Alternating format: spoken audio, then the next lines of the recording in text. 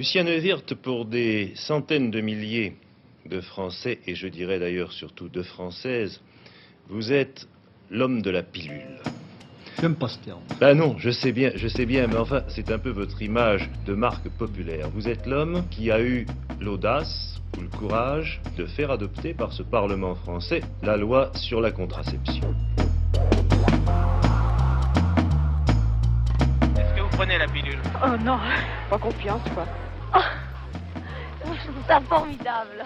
Moi je dis que c'est l'homme qui doit faire attention, puis c'est tout. Au point de vue de la société, c'est là la véritable révolution. C'est la contraception qui donne à la femme la maîtrise de la procréation. C'est ça, c'est que les femmes maîtrisent leur corps. Eh bien, voilà, c'est plus les hommes qui décident, enfin, ont-ils décidé, ça j'en aime, enfin, on n'a plus le sentiment que c'est eux qui décident si une naissance arrive ou pas. La première des choses pour une femme, c'est de maîtriser son corps. C'est « mon corps m'appartient ». Pour moi, cette loi est un combat. Un combat qu'il fallait gagner impérativement. Apporter un peu plus de libération. De libération à l'homme, de libération à la femme, de libération au couple. Bref, aller dans le sens de ces réformes que nous devons apporter à notre époque. Où avec les moyens du XXIe siècle, nous avons encore les structures mentales du XIXe siècle. C'est ça. Vous ne pouvez pas avoir de relations sexuelles correctes si elle n'est pas à base de maîtrise de soi. Un autre nom de la maîtrise de soi, c'est la chasteté. Ça n'a pas été une histoire simple, Alors aujourd'hui, quand on voit les choses, on se dit mais comment on a pu être aussi longtemps dans un système aussi archaïque? Mais il se trouve que c'était la réalité.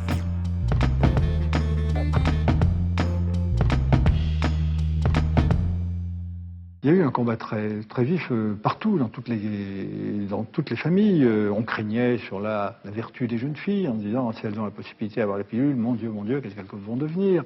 On disait ça va faire tomber la démographie va s'effondrer. On disait la pilule donne le cancer. Il a fallu mener un combat dans tous ces compartiments-là pour expliquer que les jeunes Françaises, les couples français aient le droit à la contraception. De l'acharnement de cet homme et d'une poignée de militants est née en 1967 la loi autorisant en France la contraception. 1967, autant dire hier. Mais qui se souvient aujourd'hui de Lucien Neuwirth et de cette bataille idéologique et politique qui a duré plus de 15 ans? Qui se rappelle qu'il y a un demi-siècle se jouait dans la France de De Gaulle une révolution qui a marqué à jamais les femmes, les familles et la société tout entière?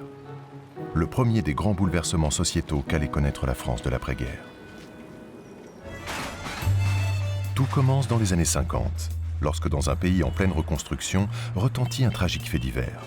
Les époux Bach, issus d'un milieu très modeste, comparaissent devant les assises pour avoir laissé mourir leur 4e enfant, un tout jeune bébé. La France s'émeut de ce drame de la pauvreté. Quand j'ai ouvert le dossier, j'ai été abasourdi par tous les malheurs de cette famille. Ginette Bach s'est mariée quand elle devait avoir quelque chose comme 18 ans, et ils ont eu des enfants tout le temps. Ils ont eu un enfant au bout de même pas un an, 3, 4 qui se sont enchaînés. À la 5e grossesse, alors elle était dans un état de léthargie, restant assise toute la journée, à rien, même pas penser à rien, et ne s'occupant pas de ses enfants. Et je dois dire que la pièce la plus ennuyeuse du dossier pour moi, avocat, c'était les photos de cet enfant de 9 mois, morte, qui pesait moins que son poids de naissance, et dans un état épouvantable avec des ecchymoses. Enfin, j'en ai cauchemardé. C'était toute une éducation à faire. Ils avaient des rapports sexuels, voilà, comme ça, n'importe comment, quand ça leur plaisait, sans penser du tout, sans réfléchir aux conséquences, évidemment. Mais la presse on a beaucoup parlé, beaucoup. Aussi bien d'ailleurs pour critiquer les parents, mais surtout pour dire que vraiment, c'était lamentable qu'il puisse encore se passer des choses comme ça à ce moment-là.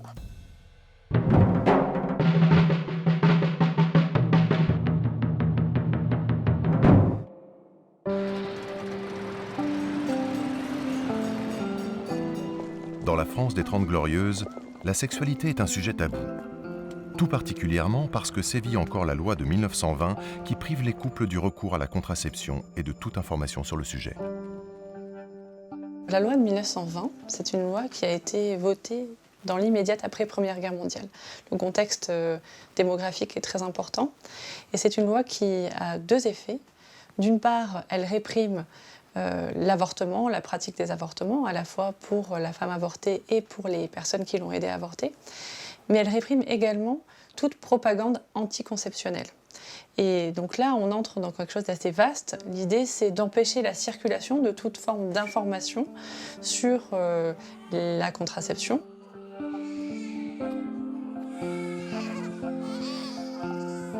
La France était plutôt en retard. Déjà, les birth control, ça existait en Angleterre, aux États-Unis, où la pilule existait déjà.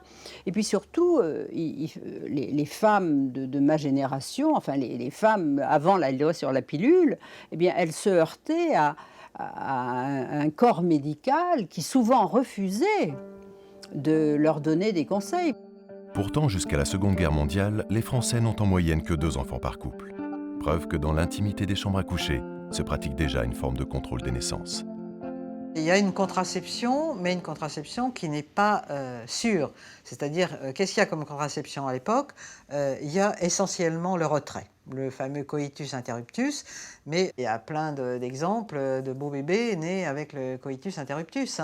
Donc, c'est ah ben non, pas ce soir, j'ai mal à la tête, etc. Et puis, moi, je me souviens dans la campagne où je suis née, grandi, vraiment même la montagne, c'était, disons, le bromure le samedi soir dans la soupe du mari pour le neutraliser, pour être tranquille, quoi. Mais ce qu'il faut savoir aussi, c'est que quand même, ce qui était le plus utilisé, c'était l'IVG. L'avortement, bon, qui ne s'appelait pas encore interruption volontaire de grossesse, ça c'est venu après dans les campagnes et dans la voie de l'égalisation, mais l'avortement clandestin qui était utilisé, et notamment dans les milieux populaires, mais à quel prix? Entre 400 000 et 800 000 avortements clandestins sont pratiqués chaque année, avec des conséquences dramatiques. Des femmes deviennent stériles des suites d'infections. Pire, presque 300 en meurent chaque année.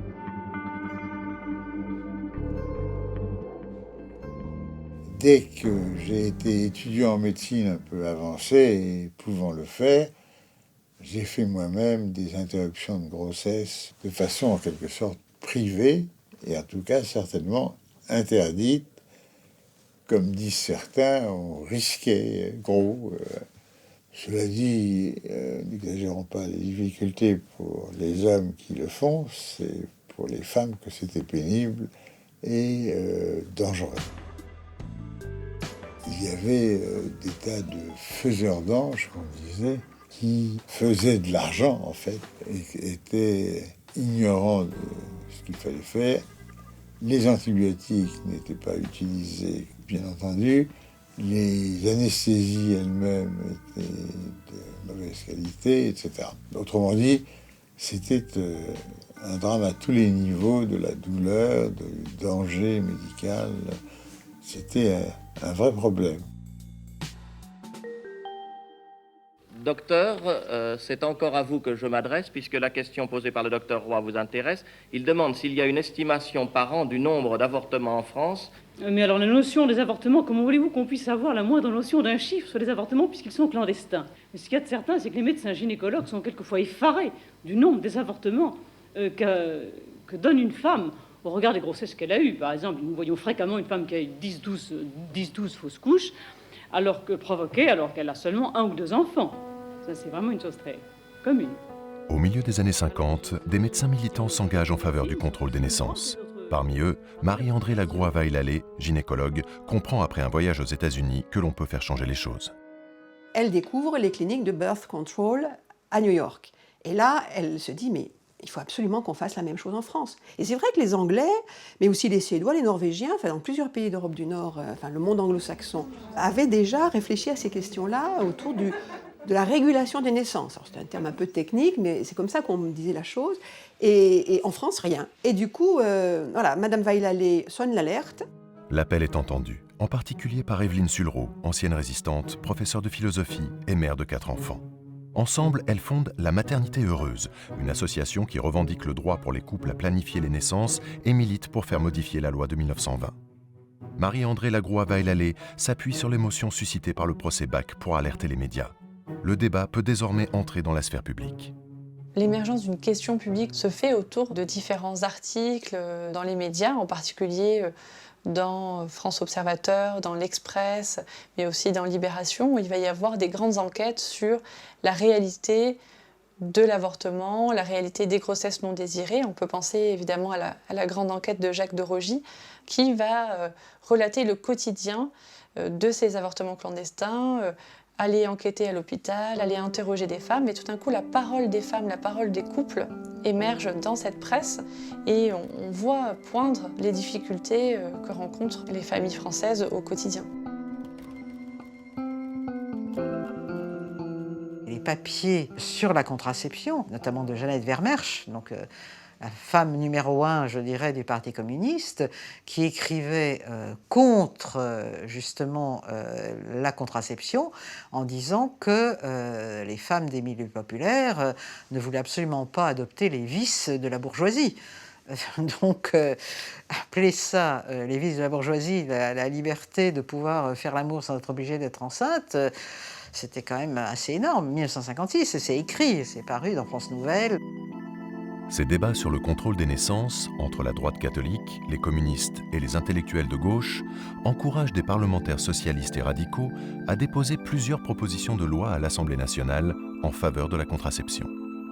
Sans succès. La classe politique n'est pas encore prête à se pencher sur cette question. En revanche, sur le terrain, le milieu associatif s'organise.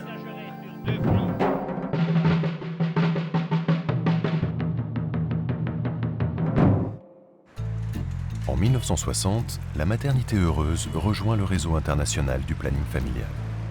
Dans les grandes villes sont ouverts des centres d'accueil qui ont pour vocation d'informer sur les méthodes de contraception. Le premier centre français de planning familial, dit aussi de maternité heureuse, s'est ouvert à Grenoble en présence de nombreux médecins et personnalités françaises et internationales. Cet établissement est destiné avant tout à l'information des couples et surtout des femmes, préoccupés pour des raisons de santé, de régulariser et non pas de limiter les naissances, a déclaré le professeur Pascal, président de la section grenobloise de ce mouvement.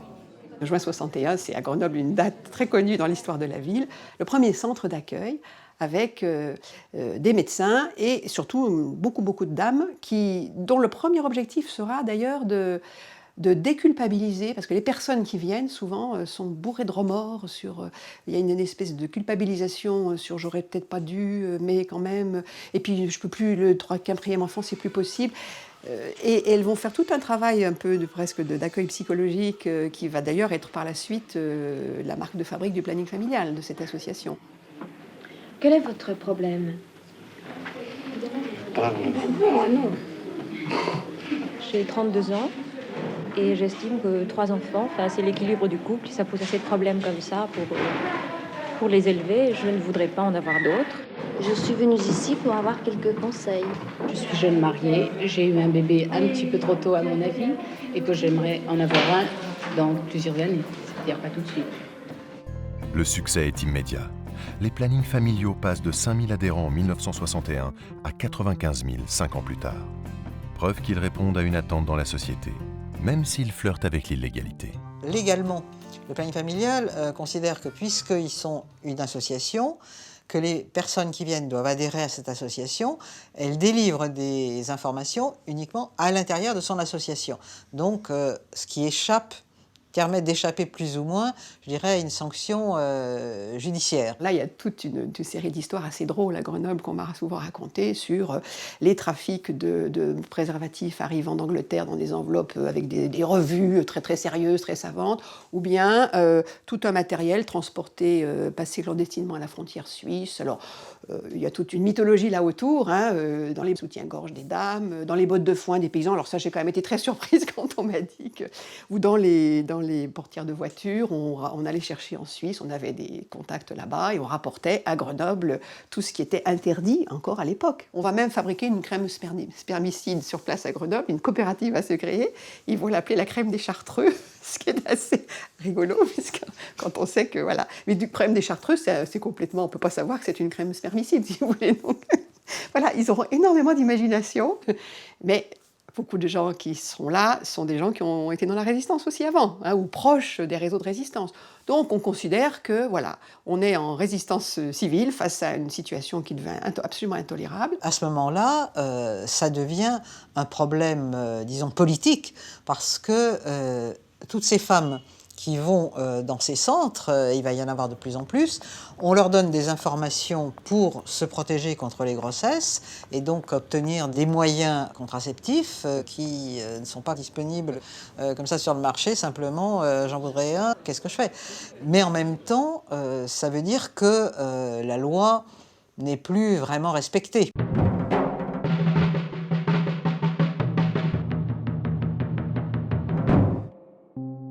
Pour les partisans du contrôle des naissances, c'est maintenant à la loi de 1920 qu'il faut s'attaquer. Grâce au mouvement démocratique féminin, un mouvement politique où milite à l'époque Yvette Roudy, la contraception va faire une entrée fracassante dans la campagne présidentielle de 1965. J'ai toujours pensé que les femmes devaient s'intéresser à la politique, puisque pour transformer la vie des femmes, il faut passer par des lois. Et pour faire des lois, il faut faire de la politique. Ça me semblait évident. Donc j'ai pu, de cette façon, entrer au mouvement démocratique féminin. J'ai tout de suite proposé de créer un journal, et ça a été La Femme du XXe siècle. J'en ai sorti un certain nombre de numéros, et c'est dans ce journal-là que François Mitterrand s'est déclaré en faveur de la contraception. Ce qui a eu un effet, ça a été une petite bombe. Et maintenant, je voudrais bien sûr vous poser une question sur celle de vos prises de position qui a fait le plus de sensation. Il s'agit du planning familial ou du contrôle des naissances. Il me semble qu'en voyant tous les candidats à votre suite s'intéresser tout à coup à ce problème qui était tabou jusqu'ici, il me semble que les femmes peut-être vont se sentir un peu devenir un enjeu électoral. Ce n'est pas un problème électoral. C'est un fait politique. On ne peut plus ignorer maintenant que le problème du contrôle des naissances est posé à la nation.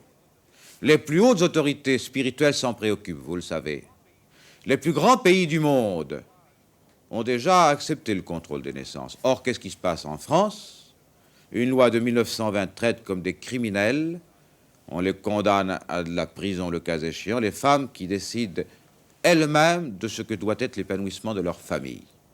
Les pays qui appliquent le contrôle des naissances n'ont pas vu diminuer leur population, mais ils ont vu au contraire la responsabilité de la dignité de la femme s'accroître. C'est tout ce que je demande. Et ça, c'est la première fois que la contraception devenait un thème de campagne électorale, ce qui était important et ce qui a rendu la chose encore plus publique, évidente, etc. Le très bon score de François Mitterrand à cette première élection présidentielle au suffrage universel fragilise le général de Gaulle. Le président sortant apparaît comme un homme du passé. Il est le seul candidat à ne pas s'être déclaré en faveur de la contraception. Pourtant, c'est bien du camp gaulliste que va émerger un nouvel espoir pour les femmes. Il se nomme Lucien Neuwirth. Pour nous, la loi de 1920 a été une loi de circonstance. On s'explique pourquoi elle a été édifiée, pourquoi elle a été votée. Mais on doit en constater aussi la nocivité et le fait qu'en 1966, bientôt 1967, elle n'a plus aucune raison d'exister. Député de la Loire, adjoint au maire de Saint-Étienne, Lucien Neuwirth est un résistant de la première heure. Il a rejoint De Gaulle et les forces françaises libres à Londres dès juin 1940. Pendant la guerre, j'étais aux forces françaises libres, j'ai vécu en Angleterre, et les Anglaises pratiquaient la contraception officiellement depuis longtemps. Et vous pratiquiez les Anglaises? C'est une façon de parler. Enfin, je savais comment elles pratiquaient. Et puis ensuite, j'ai voyagé, j'ai eu l'occasion de voyager beaucoup à travers le monde, et j'ai découvert qu'il existait cette différence un peu incompréhensible, que dans d'autres pays, on acceptait la maternité volontaire, la maternité consciente, alors que dans notre pays, on en était encore et toujours à la maternité accident, à la maternité due au hasard. Et je m'étais promis, dans la mesure de mes moyens, de faire quelque chose. Alors, il avait d'abord le souvenir de désastres dans sa circonscription, de jeunes filles qui en effet étaient décédées après avoir été avortées par des faiseuses d'anges. Et puis il voyait surtout ces familles où il y avait 7, 8, 9 enfants avec des parents qui n'avaient pas les moyens de s'occuper de chacun et ça faisait des malheureux des deux côtés et que les femmes disaient « mais enfin, encore un enfant ». Elles le subissaient. Et ça, il avait dit les femmes ne doivent plus subir. Il avait des raisons aussi personnelles à être assez sensible à cette question. Il a été très très choqué par la mort d'une amie d'une famille assez aisée qui se retrouve enceinte, bon, sans que bien sûr il y ait de mariage à la clé, et qui est fichue dehors et qui se suicide. Alors ça, là il est jeune homme, c'est après la guerre. Alors là, il a souvent dit que ça l'avait vraiment révolté de voir qu'on pouvait arriver à une situation pareille parce que tout simplement, la jeune fille, voilà, elle n'a pas pu avoir accès à une contraception qui aurait évité évidemment ce drame. Donc ces questions-là, et puis bon, il avait fait de la résistance, donc cette idée qu'effectivement on doit pouvoir changer le monde, enfin il y a tout un acquis de voilà, les choses vont bouger, une société qui va changer, qui est en train de changer.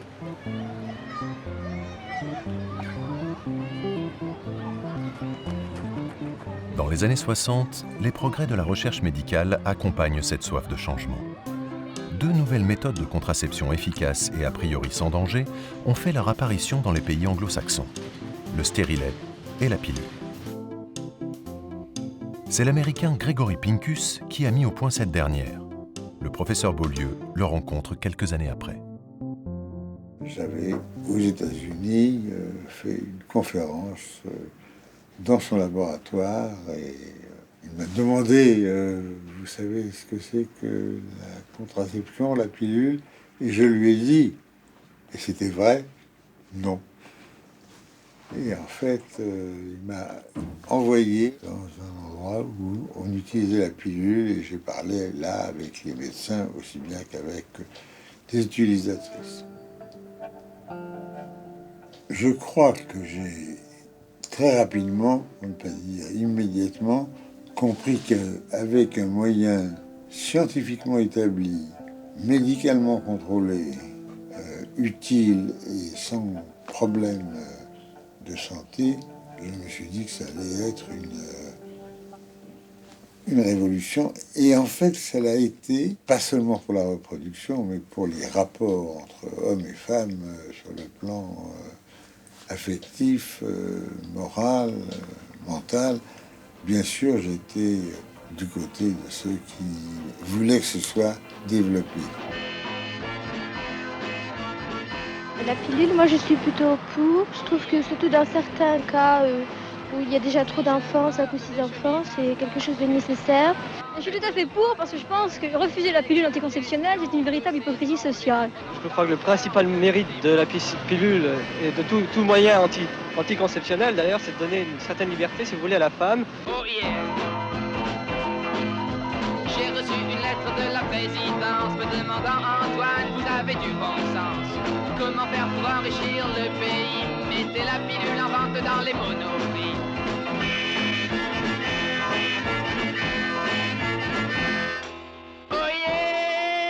En 1966, le succès de la chanson d'Antoine, qui ose un pied de nez à la loi de 1920, en dit long sur l'état d'esprit de la jeunesse française. Elle refuse d'avoir la même vie que leurs parents. En 1967, il s'agissait de faire sauter des verrous, et ces verrous ont sauté parce que la société était en plein mouvement et demandait à ce que, effectivement, ces verrous sautent, et parce qu'il y a eu préalablement une mobilisation de citoyennes, de citoyens, d'associations, qu'un mouvement s'est créé et qu'à un moment donné, il y a eu en quelque sorte un relais au Parlement à travers des députés qui se sont investis et mobilisés. Il a fallu quand même convaincre le général de Gaulle que c'était important, parce que dans un premier temps, quand on commençait à parler de tout ça, de Gaulle avait dit la contraception, c'est comme l'automobile, c'est pour l'amusement. Donc, On ne s'occupe pas de ça. 2 ans avant, quand François Mitterrand avait inscrit la contraception dans son programme, le général de Gaulle avait dit « Mais enfin, vous n'y pensez pas, si on donne la pilule, ça va être le sexe va envahir les choses et la France va en être amoindrie à cause de cette bagatelle. » Voilà, il avait parlé de bagatelle. Alors donc, on s'était dit, il sera définitivement rebelle à tout changement de la loi de 1920, et puis voilà. Un jour, De Gaulle m'a dit « Dites donc, il faudra que vous veniez me parler de votre affaire. » J'ai parfaitement compris ce qu'il voulait dire. Un beau matin, là, à 11h du matin, je me suis trouvé dans son bureau. Vous savez, quand on entrait dans le bureau du général de Gaulle, il était debout. Ça vous impressionnait quand même, hein, ça avait de l'allure. Hein. Parce qu'il avait une personnalité. Ah, bonjour Neuwirth, ça va, asseyez-vous. Bon. J'ai parlé 40 minutes sans être interrompu. Je voyais que ses mimiques faisaient ça. Je voyais l'homme qui réfléchissait, mais vraiment profondément. Puis à la fin, je n'avais plus rien à dire, je me suis arrêté. Et c'est vrai, transmettre la vie, c'est important. Il faut que ce soit un acte lucide. Continuez. Je dois dire, je me suis retrouvé rue de l'Élysée, je ne sais plus où j'étais. Il y a une persuasion qui s'est faite. Alors, le fait que, évidemment, Neuwirth était un résistant, c'était pour lui un bon point aux yeux du général de Gaulle. Surtout un résistant de la première heure, très jeune, passé en Angleterre. Bon, voilà, il croyait à son truc, mais en même temps, c'était pas évident d'aller vendre tout ça au général. Hein. Il y a eu un acte politique majeur, c'est le pouvoir exécutif qui décide, puisqu'il en a, en vertu de la Constitution de la Ve République, le pouvoir, d'inscrire la proposition de loi à l'ordre du jour du Parlement. Et c'est la raison pour laquelle Lucien Neuwirth a pu aboutir, parce que le général de Gaulle et Georges Pompidou, alors Premier ministre, lui ont dit « Eh bien, Neuwirth, c'est bon, on inscrit votre texte à l'ordre du jour du Parlement. » À la surprise générale, De Gaulle donne son feu vert à une loi sur la contraception. A-t-il senti le vent de l'opinion tourner? A-t-il craint pour l'image de la France à l'étranger? Toujours est-il que Neuwirth a désormais le soutien de l'Élysée. Mais est-ce bien suffisant? Lucien Neuwirth a conscience qu'il va rencontrer l'opposition d'une grande partie de son camp politique, c'est-à-dire les gaullistes, qui ont des positions qui sont proches de celles de l'Église catholique sur cette question. Du coup, il va d'abord mettre en place une commission parlementaire ad hoc pour soulever un certain nombre de problèmes liés à la contraception, notamment les questions liées à la pilule contraceptive. Est-ce que c'est un moyen de contraception qui est sûr médicalement? Je vous donnerai une opinion personnelle, mais je dois dire au préalable que cette opinion est en parfaite concordance avec l'esprit et avec la lettre du Conseil national de l'ordre des médecins. Cette pilule risque d'entraîner des ennuis pour la santé des femmes et que par conséquent, encore une fois, il paraît difficile de rendre malade une femme qui ne l'était pas et qui pourrait secondairement se retourner contre son médecin en lui reprochant de lui avoir donné un médicament qui nuisait à sa santé, auparavant intacte. Pour couper court au fantasme, le général de Gaulle demande à 13 sages de se prononcer sur les effets de la pilule sur la santé des femmes. Le professeur Beaulieu, à l'époque membre de l'Organisation mondiale de la santé, joue alors un rôle déterminant. L'ensemble des membres étaient contre accepter la pilule. J'ai demandé,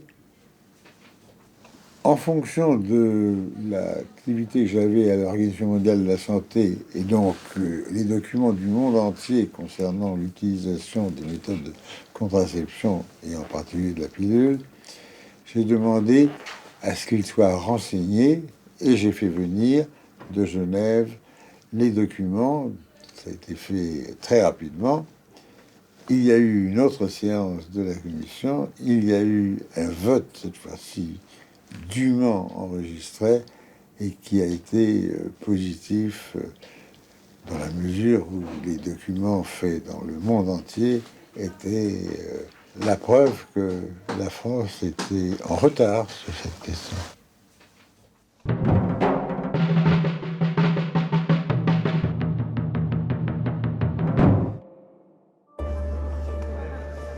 La première lecture du texte de Lucien Neuwirth a lieu le 1er juillet 1967. Catherine Ney, qui est alors jeune journaliste à l'Express, dirigée par Françoise Giroud, est la témoin privilégiée de ce moment d'effervescence. Je savais que c'était une révolution, que l'As écrivait l'histoire, que quelque chose de nouveau vraiment venait de se passer au Parlement et de raconter comment la tension qui y régnait. Et dans les tribunes, les femmes étaient toutes venues écouter les débats. Donc il y avait une atmosphère comme ça, très, je dirais pas houleuse dans l'hémicycle, et puis très ardente, au contraire, dans les tribunes, où les femmes regardaient quels étaient les hommes qui les comprenaient et ceux qui rejetaient et qui se battaient pour ne pas leur offrir cette possibilité de maîtriser leur corps, parce que c'était bien là le sujet. La pilule va encore favoriser davantage les amours illicites et ébranler les assises de la famille. Il est logique que dans le mariage, le mari et la femme aient les mêmes droits de procréation. Vous ne pouvez pas donner ce droit seulement à la femme, le mari demeurant dans l'ignorance de ce que fait son épouse. Vous vous souvenez des difficultés que vous avez rencontrées avec vos collègues parlementaires? Écoutez, pour vous donner une idée, de ce qu'ont été les débats, je vais simplement vous citer un extrait. Un de mes collègues a commencé son propos en disant « Il est regrettable qu'un tel projet ne puisse être discuté à huis clos comme aux assises quand il s'agit d'une affaire de mœurs. » Mais là, c'était que le début. Écoutez le morceau de bravoure. Et il a terminé en disant « D'autre part, les maris ont-ils songé que désormais c'est la femme qui détiendra le pouvoir absolu d'avoir ou ne pas avoir d'enfants en absorbant la pilule, même à leur insu?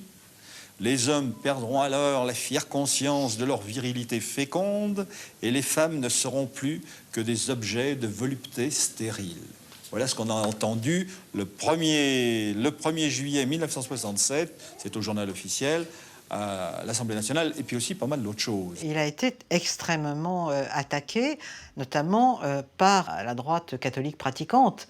Et sa fille, évidemment, à un moment, il a dû la retirer de l'école. Et puis, lui a été poursuivi pour ce laxisme, pourrissement des mœurs, enfin, toute une série de qualificatifs. Le pauvre... ça correspondait pas trop quand même ni à son mode de vie, ni à ce qu'il défendait. Hein. Les voix masculines qui se sont insurgées, c'est plutôt effectivement des responsables politiques plutôt de la droite et de l'extrême droite, des médecins argumentant sur les dangers éventuellement de la contraception de la pilule, mais aussi souvent d'une culture catholique assez conservatrice pour qui le rôle premier d'une femme, c'est d'être épouse et mère de famille. Et on retrouve un argumentaire qui traverse tout le siècle. La société va partir en morceaux, puisque la famille va partir en morceaux, et ce sera la grande orgie. Il y a eu des termes utilisés au Parlement, assez incroyables. Enfin, maintenant, on en rit, mais se dire que ça a été dit au Parlement. C'est une dénaturation de la femme. La nature se vengera. En effet, pas de cycle, pas de femme, pas de libido. Fini ces fantaisies, fini ces chatteries qui font le charme féminin. Par contre, des seins douloureux à ne pas toucher, agrémentés parfois de troubles psychiques. Et la première vengeance de la nature est que le partenaire s'éloigne. Nous ne pouvons pas toujours aller sans danger contre les lois suprêmes de la nature. Ma conscience et ma conviction profonde m'ordonnent de pousser un cri d'alarme et d'angoisse.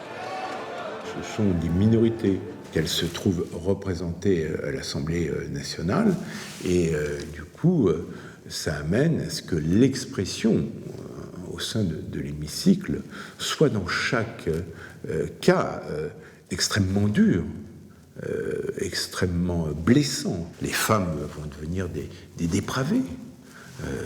C'est la porte ouverte, disent certains parlementaires, à la prostitution. Enfin, toutes les femmes se trouvent du coup dans une situation de mise en cause, si j'ose dire, par rapport à ce qu'elles sont, là où il s'agit pour eux simplement de maîtriser leur potentielle maternité.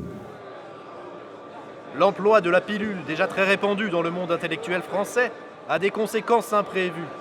Il précipite certaines catégories de femmes vers la prostitution clandestine et temporaire, pour pallier notamment les fins de mois difficiles. Donner à la femme mariée l'autorisation d'utiliser la pilule à l'insu de son mari serait en même temps lui conférer le droit de mentir à son mari, de le duper dans son désir naturel. C'est un des buts du mariage d'avoir des enfants.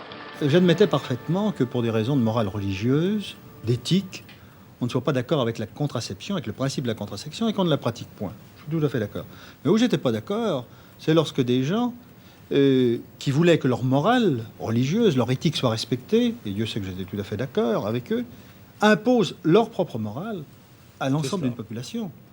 Et les obstacles que j'ai eus, ça a été, si vous voulez, le temps de faire comprendre à ces gens-là que, mon Dieu, c'était pas leur conviction qui était en cause, c'était tout simplement le droit de chacun de disposer de lui-même.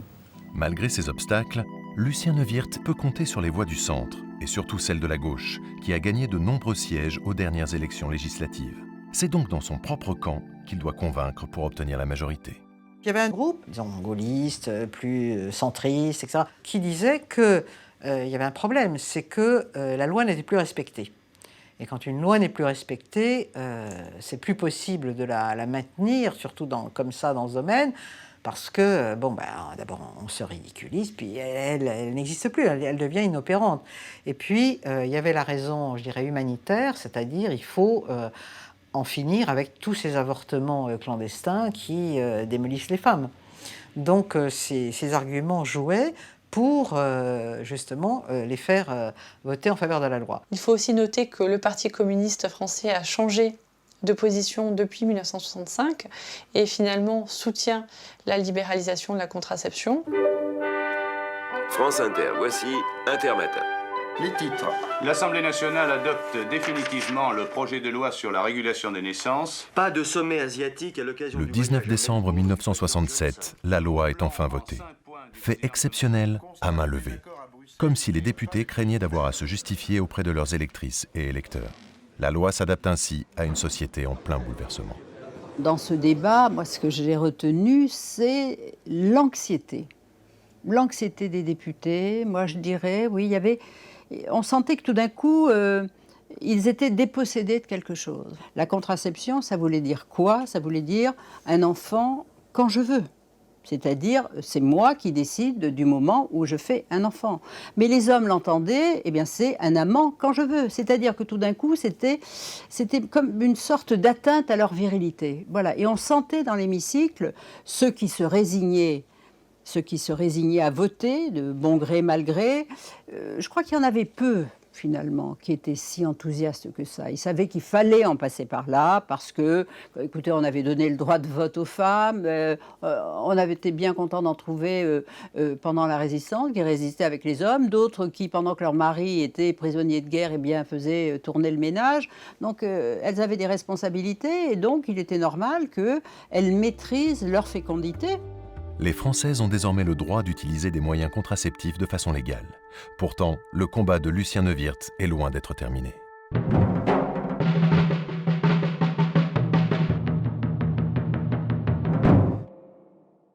Au terme de la nouvelle loi, donc, les contraceptifs vendus uniquement en pharmacie ne seront délivrés que sur certificat médical. D'autre part, toute propagande antinataliste et toute publicité commerciale concernant les contraceptifs ou les méthodes contraceptives sont interdites sous peine de sanctions s'accompagnant d'amendes et de peines de prison. C'est une loi qui est très restrictive, il faut s'en souvenir. Pas de remboursement par la sécurité sociale, une autorisation pour les mineurs, des carnets à souche dans les pharmacies pour les personnes qui achètent la pilule. Donc il y a vraiment un certain nombre de restrictions fortes. Et par ailleurs, il y a cette question des décrets d'application qui sont pris au compte-gouttes, ce qui fait que finalement l'application de la loi, elle est très longue à être mise en place. C'est un des défauts de l'administration française. Elle peut faire des lois merveilleuses. Alors on crée l'illusion que le problème est réglé, sauf que tant que les décrets d'application ne sont pas intervenus, le problème n'est pas réglé. Et le décret d'application peut très bien attendre dans les tiroirs. Et il faut savoir que les politiques passent et les administrateurs demeurent. Nous nous sommes heurtés pour l'application de cette loi, un état d'esprit conservateur, rétrograde, je dirais aussi un manque de clairvoyance, de discernement et peut-être de générosité. On a placé les femmes, les couples devant l'alternative, accouchement, avortement, sans leur expliquer sans leur indiquer qu'il y avait autre chose. On n'a fait aucune éducation sexuelle. Vous-même, vous avez fait, comme moi-même, de l'auto-information. On a découvert les vérités de la vie au hasard de ce qu'on glanait sous les préaux des écoles ou dans les bureaux. Tout ça n'est pas sérieux. En 1973, Lucien Neuwirth parachève sa loi en créant le Conseil supérieur de l'information sexuelle. Le principe est de mettre des moyens d'information à disposition de la jeunesse. Mais 68 est passé par là. Les mœurs ont changé. La sexualité peut se vivre différemment. Est-ce que sur le plan de la vie du couple, cette prise régulière de la pilule vous a apporté quelque chose qu'on peut appeler un équilibre? Moi, je crois que ça a quand même peut-être changé quelque chose dans le couple, parce que ça nous a donné une tranquillité, si vous voulez, sur le plan de nos rapports.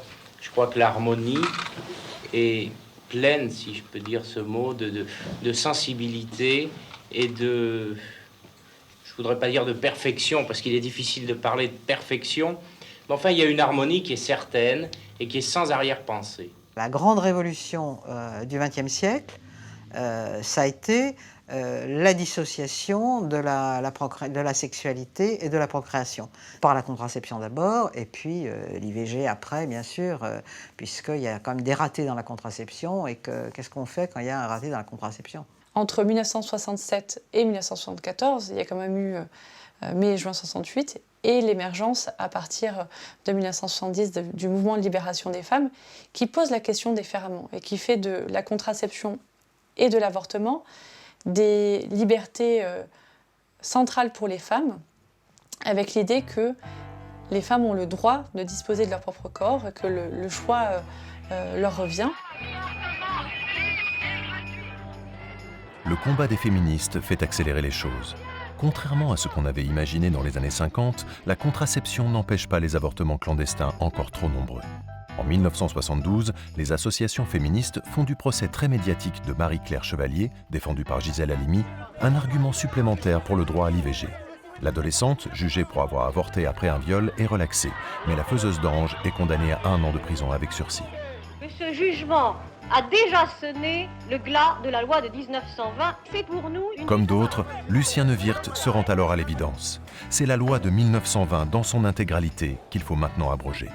Lucien Neuwirth pose demain à l'Assemblée nationale une question d'actualité au ministre de la Santé publique sur l'application de la loi sur la planification des naissances et la révision éventuelle de la loi de 1920 sur l'avortement. La femme qui veut interrompre sa grossesse est actuellement poursuivie, se sent culpabilisée, quelquefois traitée comme une criminelle. Alors je crois qu'il faut la traiter tout à fait différemment. Est-ce que vous êtes pour la libéralisation absolue de l'avortement? L'avortement libre à tous les coins de rue, certainement pas. C'est pas sérieux. Mais je suis assez tenté par la proposition faite par l'Association nationale d'études de l'avortement. Et je crois aussi que nous ne manquons pas de gens compétents en France pour aborder ces problèmes, pour proposer des solutions, à commencer d'abord par les femmes, parce que les femmes sont les premières intéressées, c'est à elles de faire connaître leur point de vue. Lucien Neuwirth est bientôt rejoint dans son combat par Simone Veil. La question de l'avortement apparaît avant tout comme une question morale. La bataille sera particulièrement violente. Mais c'est aussi avec la plus grande conviction que je défendrai un projet longuement réfléchi et délibéré par l'ensemble du gouvernement, un projet qui, selon les termes mêmes du président de la République, a pour objet de mettre fin à une situation de désordre et d'injustice et d'apporter une solution mesurée et humaine à un des problèmes les plus difficiles de notre temps. Si vous n'avez pas une personne qui essaye de fédérer, de convaincre et puis de suivre, de pousser les choses, les choses ne se font pas. Hein. Ça va? Plaisir de vous voir. Oh, moi aussi, je suis content. Chaque fois que je vous vois, je suis content. Ça me rappelle tant de souvenirs. Ah, oui. Si nous n'avions pas été totalement solidaires. Ah bah oui. Heureusement qu'on a et surtout, je dois dire, moi, je n'aurais jamais pu présenter la loi si vous n'aviez pas auparavant franchi cette étape, qui était très difficile parce que on avait dans ce domaine de telles restrictions et de telles intolérances de tous bords. Symboliquement, c'est très fort d'avoir légaliser la contraception, mais d'un autre côté, ce n'est qu'une étape dans un processus plus long de libéralisation de la contraception qui se joue sur plusieurs décennies finalement, avec une appropriation aussi très progressive de la part des Français des moyens contraceptifs modernes. Ce n'est qu'à partir des années 1980 que la pilule contraceptive devient le moyen le plus employé par les Français. Dans les années 80, alors que la contraception est légale depuis plus de 10 ans, seul un tiers des femmes l'utilisent. Devenue ministre du droit des femmes après l'élection de François Mitterrand en 1981, Yvette Roudy décide que sa première action sera en faveur de la contraception. Si on voulait que la contraception entre dans les milieux les plus simples et les plus populaires, il fallait que cela soit dit d'une manière officielle. Et je savais que l'autorité de l'État pouvait permettre cela. Et je savais que la plus grande audition pouvait être à 20h, au moment où toute la famille était réunie pour manger la soupe.